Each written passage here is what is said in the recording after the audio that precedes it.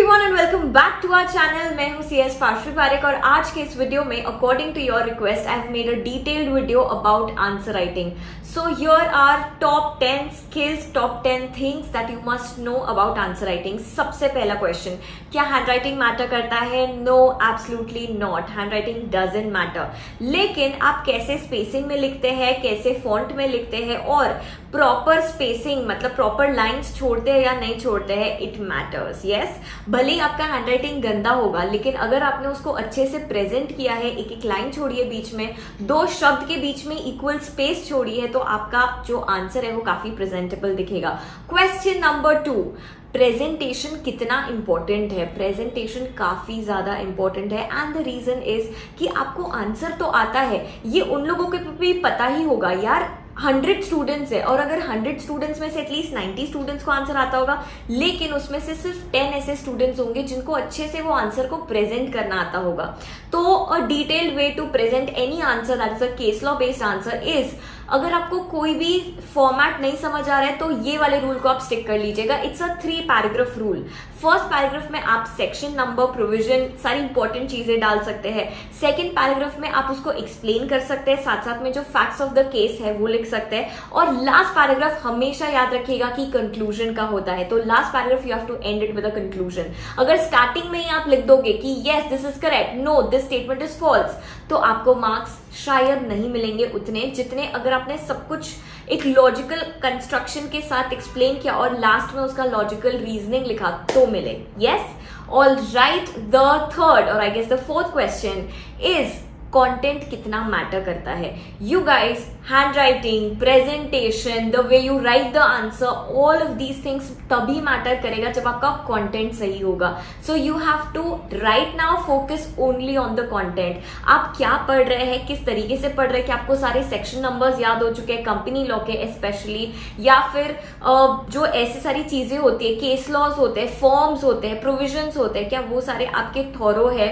अगर वो थॉरो है तभी पॉइंट है उसके बाद प्रेजेंटेशन पे जाने का और उसके बाद फिर हैंड राइटिंग पे जाने का। यस तो अगर मैं आपको सीक्वेंस बोलूं तो नंबर 1 पे आता है आपका content, content is the king, उसके बाद आता है आपका प्रेजेंटेशन और उसके बाद आता है आपका hand writing. So now you know the sequence. Yes, all right. The next question is, how do you present the answer? Suppose अगर आपको कोई क्वेश्चन का आंसर नहीं पता है लेकिन आप उसको कैसे से प्रेजेंट करें कि मतलब एग्जाम चेकर को लगे हाँ थोड़ा बहुत तो आता ही होगा। यस, तो how can you do that? सबसे पहली चीज तो वो क्वेश्चन में क्या पूछा है ये आप जान लो कि व्हाट इज दैट क्वेश्चन। ठीक है, उससे रिलेटेड सपोज कोई टॉपिक है, से फॉर एग्जाम्पल कस्टम्स, उससे रिलेटेड जितनी भी चीजें आपको आती है वो लिखना शुरू कर दो।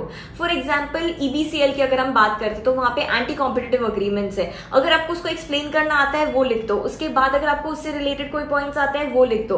हो सकता है आपको मेन आंसर ना आए लेकिन कुछ कुछ ऐसे गूगली क्वेश्चन वो जानबूझ के इंस्टीट्यूट आपसे पूछते हैं सो दैट वो आपको कंफ्यूज करे, आपको पैनिक करे और वो आंसर के चक्कर में आपका पूरा पेपर खराब कर दे। लेकिन ये आपको नहीं करना है, जितना आता है उतना लिखना है, लेकिन कोई भी आंसर छोड़ना नहीं है, स्पेशली थ्योरी सब्जेक्ट्स में, क्योंकि नेगेटिव मार्किंग तो है नहीं। बट जो क्वेश्चंस आपको बिल्कुल नहीं आते हैं वो लास्ट के लिए रखिए सो दैट आपका टाइम वेस्ट ना हो। यू गाइस, नेक्स्ट क्वेश्चन पे हम आ जाते हैं, दैट इज सबसे ज्यादा इंपॉर्टेंट, स्क्रैचिंग। तो ज्यादातर स्टूडेंट स्क्रैचिंग पूरा ऐसा पेज स्क्रैच कर देंगे, पूरा ऐसा गड़गड़ गड़गड़ ऐसे एकदम ही गंदा वाला स्क्रैच कर देंगे। तो नो, इसके मार्क्स कटते हैं क्या दीदी? यस, बहुत बार मार्क्स कटते हैं। एक स्टूडेंट था जिन्होंने एग्जामिनेशन स्कोर किया था, मैंने उनका आंसर शीट देखा था, उन्होंने ऊपर एक पूरा का पूरा पेज स्क्रैच किया था और ऊपर लिखा था, sorry sir the answer to this question is at the last page. You guys, ऐसी कोई भी नोट्स आपको एग्जाम चेकर के लिए नहीं रखनी है। इस लास्ट टू लास्ट अटेम्प्ट में काफी सारे स्टूडेंट्स के जो आंसर शीट्स है वो इंस्टीट्यूट ने सब पे क्वेरी रेज की थी और उनको मेल किया था कि आपका जो पेपर है वो काफी सस्पिशियस लग रहा है। यस, तो आपको उनको रिप्लाई बैक देना था कि नो सर, हमने कोई भी चीटिंग नहीं की, हमारा ऐसा कोई इंटेंशन नहीं था वगैरह वगैरह।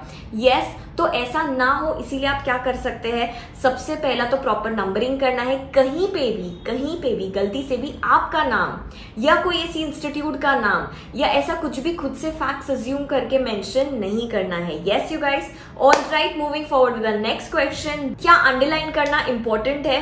यू गाइस, जब आप कोई भी आंसर में, जब आपने कोई आंसर लिखा है उसमें इंपॉर्टेंट चीज है कीवर्ड्स अंडरलाइन करते हैं तो एग्जाम चेकर के लिए इजी हो जाता है वो पर्टिकुलर चीज को देखना, आइडेंटिफाई करना और डायरेक्टली टिक मार्क कर देना।